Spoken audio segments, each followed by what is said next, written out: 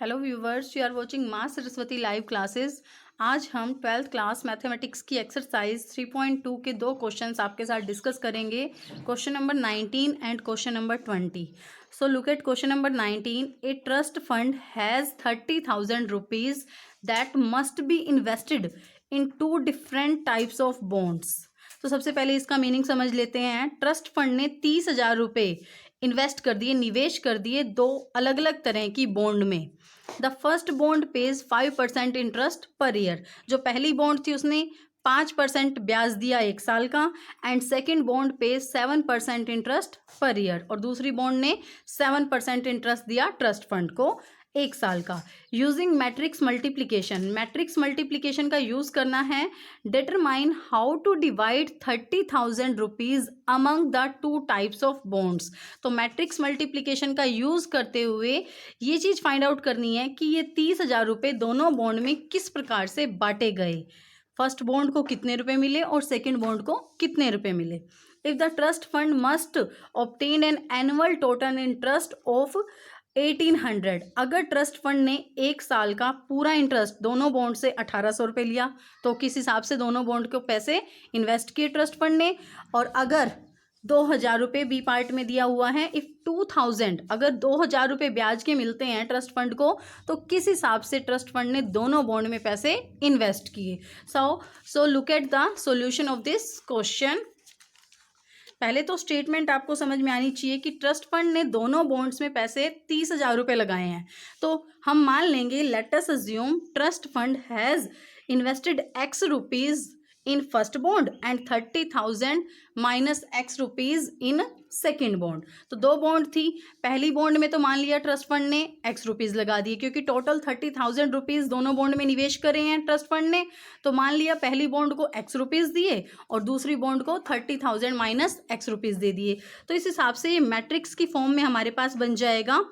First row में, सिर्फ first row में ही ये काम आए, ये रिप्रेजेंटेशन होगी x and 30,000 minus x and 2 columns, means इसका ऑर्डर हो जाएगा 1 क्रॉस 2। और उसके बाद दूसरी मैट्रिक्स जो रिप्रेजेंट करेगी वो इंटरेस्ट को रिप्रेजेंट करेगी, और वो भी इस टाइप से होगा कि आप 1 रो और 2 कॉलम नहीं लेंगे, उसमें आपको 1 कॉलम एंड 2 रोज लेनी पड़ेंगी। मीन्स ऑर्डर रिवर्स हो जाएगा, मीन्स 2 रोज 1 कॉलम, तभी इन दोनों की हम मल्टीप्लाई कर सकते हैं, अदरवाइज सेम ऑर्डर में मल्टीप्लाई नहीं होगी। स्टूडेंट्स इस बात का ध्यान रखें। तो बी मैट्रिक्स रिप्रेजेंट करेगी इंटरेस्ट को 5% एंड 7%। तो इसका ऑर्डर हो जाएगा 2 क्रॉस 1, मीन्स 2 रोज 1 कॉलम। इसका उल्टा ऑर्डर रहेगा इस क्वेश्चन में। So multiplication, we have to find matrix A B, क्योंकि ट्रस्ट फंड को जो है टोटल इंटरेस्ट जो मिला है 1800 मिला है, दोनों बॉन्ड से मिला है वो। तो अगर हम इसे सिंपली भी निकालते, मैट्रिक्स के अलावा भी अगर हमें निकालना पड़ता, तो x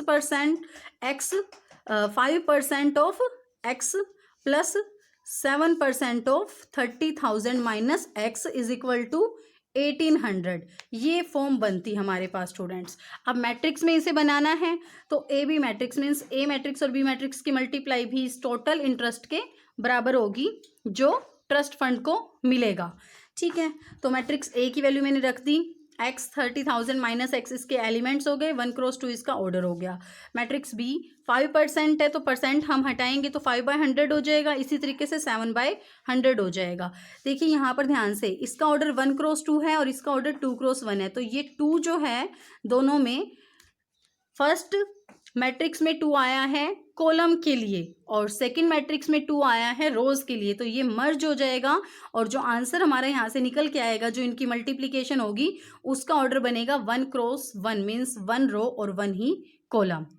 सो अब मल्टीप्लाई करेंगे हम, फर्स्ट एलिमेंट की मल्टीप्लाई मीन्स फर्स्ट रो की मल्टीप्लाई फर्स्ट कॉलम से, तो x की मल्टीप्लाई 5/100 प्लस 30,000 माइनस x की मल्टीप्लाई 7/100 से करेंगे, विच इज इक्वल टू 1800। तो ये हो जाएगा 5x/100 plus 7 3 21 and 4 0 as it is by 100 minus 7x/100 is equal to 1800। अब इसे सॉल्व कर लेंगे हम। तो यहाँ से देखिए 100 इसका एलसीएम आ रहा है, तो 100 जो एलसीएम है वो राइट साइड में जाके 1800 से मल्टीप्लाई हो जाएगा। ठीक है, उसके बाद फिर 5x plus 21,000 minus 7x is equal to क्या बन जाएगा ये 1,80,000। अब देखिए x वाली टर्म को हम एक साथ कर लेंगे। 5x माइनस 7x किसके बराबर हो जाएगा, माइनस 2x के बराबर हो जाएगा, इज इक्वल टू 1,80,000 माइनस 2,10,000।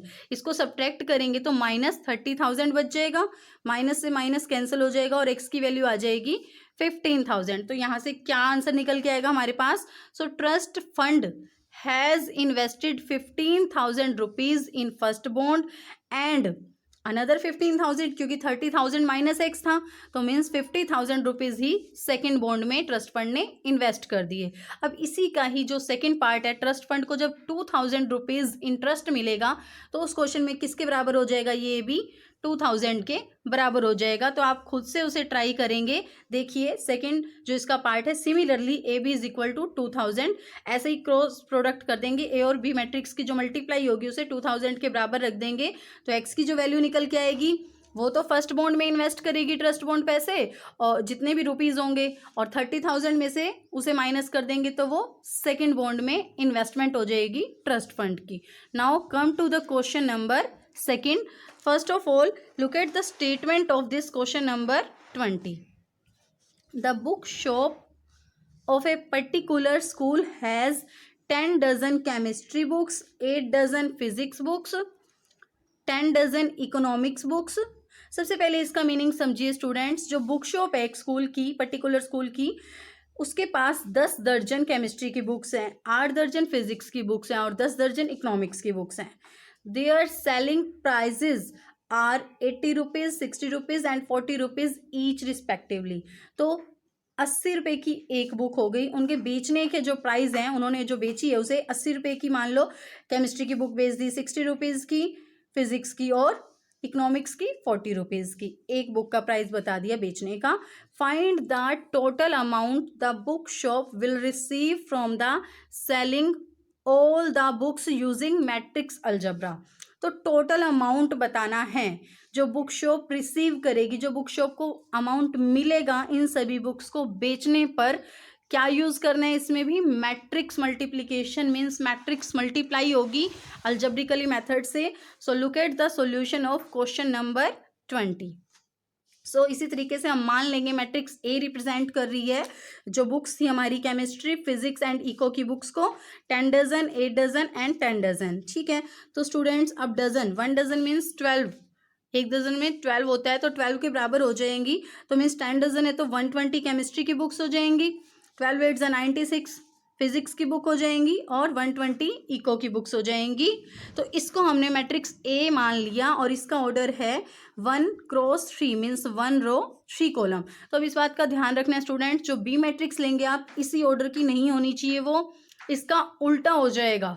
ठीक है, तो अब 80 रुपीज़ की तो एक एक बुक केमिस्ट्री की बुक बेची उसने, ठीक है, और 60 रुपीज़ की फिजिक्स की थी और 40 रुपीज़ की इको की थी, तो वो दूसरी मैट्रिक्स से रिप्रेजेंट होगी। मैट्रिक्स बी रिप्रेजेंट करेगी किसको, कॉस्ट को रिप्रेजेंट करेगी बुक्स की। ठीक है, एक एक बुक की जो कीमत बताई हुई है, तो देखिए यहाँ 1 क्रॉस 3 ऑर्डर था तो यहाँ पर 3 क्रॉस 1 ऑर्डर आ जाएगा, मीन्स 3 रोज 1 कॉलम, ताकि ईजिली इन दोनों मैट्रिक्स की हम मल्टीप्लाई कर सकें। अगर सेम ऑर्डर रहेगा तो मल्टीप्लाई नहीं होगी, इस बात का आपने ध्यान रखना है। सो ए बी मैट्रिक्स के अब हम मल्टीप्लाई कर लेंगे तो वहाँ से टोटल अमाउंट निकल के आ जाएगा जो बुक शॉप रिसीव करेगी।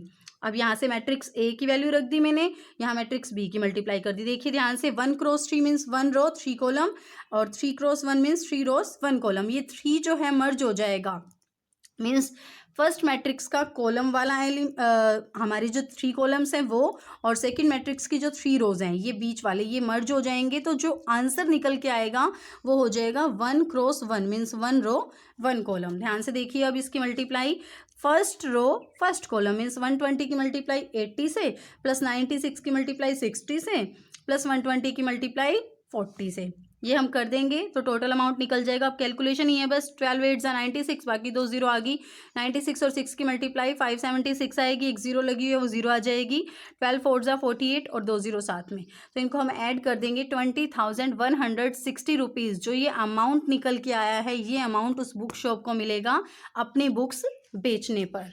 Thank you students.